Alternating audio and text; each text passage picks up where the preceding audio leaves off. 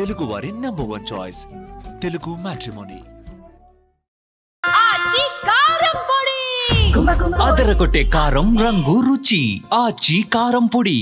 Red fort attack తెర వెనుక ఏం జరిగింది? ఆ మరుసటి రోజు అంతా అనుకున్నట్లుగా జరగలేదు. సాధారణంగా నవంబర్ 10, 2025 సాయంత్రం 6:52 జరిగిన ఈ పేలుడు కేవలం ఒక ప్రమాదమా? లేదు. దర్యాప్తు సంస్థల అంతర్గత నివేదికల ప్రకారం ఇది జరిగి తీరాల్సిన ఒక పెను ప్రమాదం. కానీ అది జరగాల్సిన సమయానికి ముందుగానే జరిగింది. అయితే ఈ పేలుడు ఒక కారులో జరిగిందని అందరూ అనుకుంటున్నారు. దాన్ని ఒక కదిలే బాంబ్, ది మొబైల్ బాంబ్ గా మనం గుర్తించొచ్చు. పేలింది కేవలం ఒక పాత i20 కారు కాదు. ఈ car model Hyundai i20 Asta. అయితే దర్యాప్తులో కారు అసలు నెంబర్ ప్లేట్ ను మార్చి ఆ నెంబర్ కు సంబంధించిన ఢిల్లీలోని ఒక మహిళ పేరు మీద రిజిస్టర్ అయినట్లు గుర్తించారు. నిందితులు దర్యాప్తుని తప్పుదోవ పట్టించడానికి ఈ నకిలీ నెంబర్ ను వాడారు. కారు అసలు యజమానిని గుర్తించేందుకు పోలీసులు మమ్మరంగా ప్రయత్నిస్తున్నారు. ఈ కారు ఏ సమయంలో ఎవరి ద్వారా టెర్రర్ మాడ్యూల్ చేతికి చేరిందో తెలుసుకునే ప్రయత్నం జరుగుతోంది. ఇది కారు మాత్రమే కాదు, లోపల అత్యంత శక్తివంతమైన అమోనియం నైట్రేట్ మరియు ఇతర రసాయనాలను నింపుకున్న వీల్ బాంబ్. ఈ కారు లోపల అమెరికా పేలుడుని ఒక నిర్దిష్ట సమయంలో ప్రేరేపించేందుకు ట్రిగ్గర్ కి కావలసిన కంట్రోల్ యూనిట్లను కలిగి ఉంది. కారులో GPS లేదా ఇతర ట్రాకింగ్ పరికరాలు ఉన్నాయా అనే కోణంలో దర్యాప్తు చేశారు. కానీ నిందితులు వాటిని తొలగించి ఉండవచ్చు.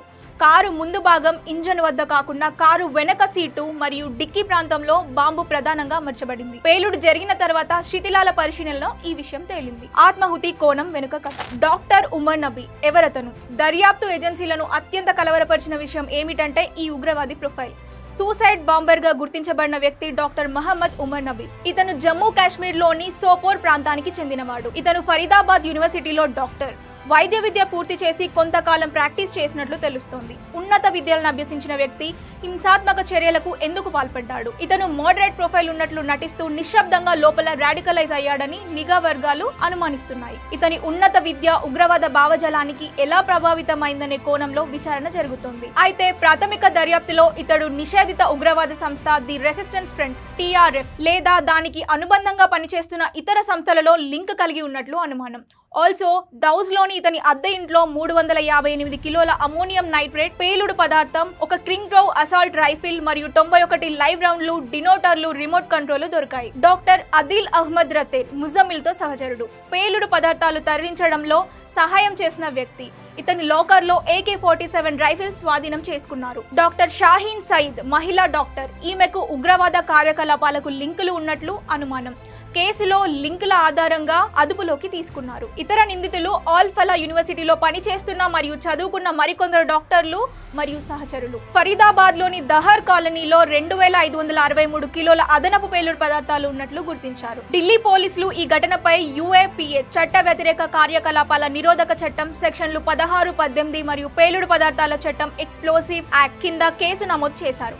ఈ సెక్షన్లు ఈ దాడిని స్పష్టంగా ఉగ్రవాద చర్యగా పరిగణిస్తున్నాయని నిరూపిస్తున్నాయి. ఇప్పటి వరకు మొత్తం 9 అరెస్టులు అయ్యాయి. డాక్టర్ ఉమర్ నబీ కేవలం ఆత్మాహుతి దాడి, సూసైడ్ బాంబర్ కి పాల్పడలేదు. అతను నిన్నటి రోజున అరెస్ట్ అయిన తన సహచరులు ముజమ్మిల్ టీం ని విడిపించడానికి లేదా వారితో కలిసి ప్లాన్ చేసిన మరో కీలక లక్ష్యాన్ని చేరుకోవడానికి బయలుదేరినట్లు అనుమానం. కానీ ఫరీదాబాద్ లోని ముజమ్మిల్ దొరికిపోవడంతో మొత్తం నెట్వర్క్ ప్రమాదంలో పడింది. హ్యాండ్లర్స్ నుండి వచ్చిన ఆదేశాల ప్రకారం దొరికిపోకుండా ఉండేందుకు ఉమర్ నబీ ఈ అడ్వాన్స్ అటాక్ చేసి ఉండొచ్చని ఒక కోణం. The mind controller. Umar Nabi వేరుగా పాకిస్తాన్ కేంద్రంగా పనిచేస్తున్న లష్కరే తోయిబా LET లేదా TRF యొక్క the mind controller. Umar Nabi నేరుగా పాకిస్తాన్ కేంద్రంగా పనిచేసిన లష్కరే తోయిబా LET లేదా TRF యొక్క ఒక సీనియర్ హ్యాండ్లర్ కంట్రోలర్ లో ఉన్నాడు.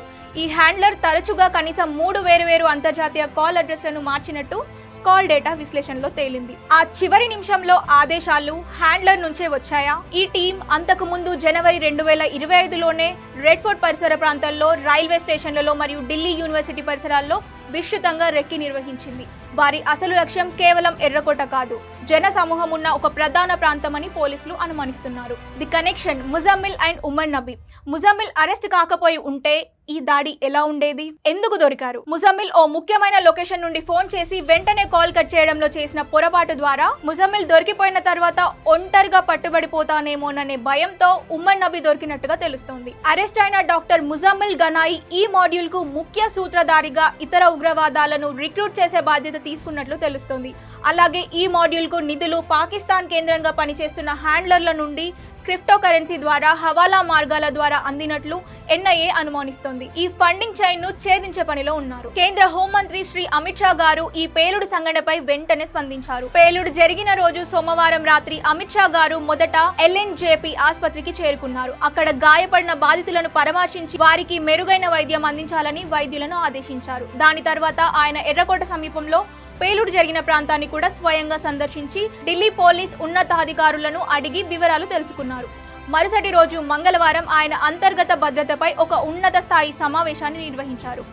ఈ సమావేశంలో ఐబీ చీఫ్, హోంశాఖ కార్యదర్శి, Delhi police commissioner, NIA director general పాల్గొన్నారు. అమిత్ షా గారు భద్రతా సంస్థలను ఫ్రీ హ్యాండ్ ఇస్తూ ఈ పేలుడికి కారణమైన ప్రతి కుట్రదారుడిని వేటాడాలని ఆదేశాలు జారీ చేశారు. ఈ దాడిని అన్ని కోణాల్లో లోతుగా దర్యాప్తు చేసి పూర్తి వివరాలను ప్రజలకు తెలియజేస్తామని ఆయన స్పష్టం చేశారు. టార్గెట్ అండ్ టైమింగ్ ఎర్రకోటనే లక్ష్యమా? జనవరి 26 రిపబ్లిక్ డే వేడుకలకు ముందు భయాందోళనలు సృష్టించడం లేదా గణతంత్ర దినోత్సవం రోజునే దాడి చేయాలనేది అసలు లక్ష్యం కావచ్చని నిఘా సంస్థలు అనుమానిస్తున్నాయి. హర్యానాలో డాక్టర్ ముజమ్మిల్ సహా 8 మంది ఉగ్రవాదులను అరెస్టు చేయడంలో ఉమర్ నబీకి తన పథకం బయటపడుతుందని భయం పుట్టుకుంది. అందుకే అతను ప్లాన్ చేసిన దానికంటే ముందుగానే హడావిడిగా ఈ దాడికి పాల్పడి ఉండవచ్చు. ఈ దాడిని హడావిడిగా చేయడం వలన పేలుడు శక్తి సరిగా లక్ష్యంపై ప్రభావం చూపకుండా కేవలం కారు వద్ద మాత్రమే తీవ్ర నష్టం జరిగింది. ఊహ ఏంటి అంటే ది డబుల్ బ్లాస్ట్ ప్లాన్. నిఘా వర్గాల ఊహ ప్రకారం ఈ టీం ఒకే రోజు ఢిల్లీలో 2 వేర్వేరు ప్రాంతాల్లో పేలులకు ప్లాన్ చేసింది.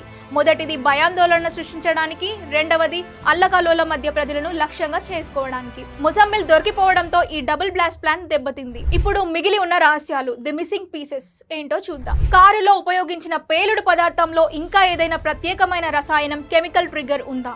అది ఎక్కడి నుంచి వచ్చింది?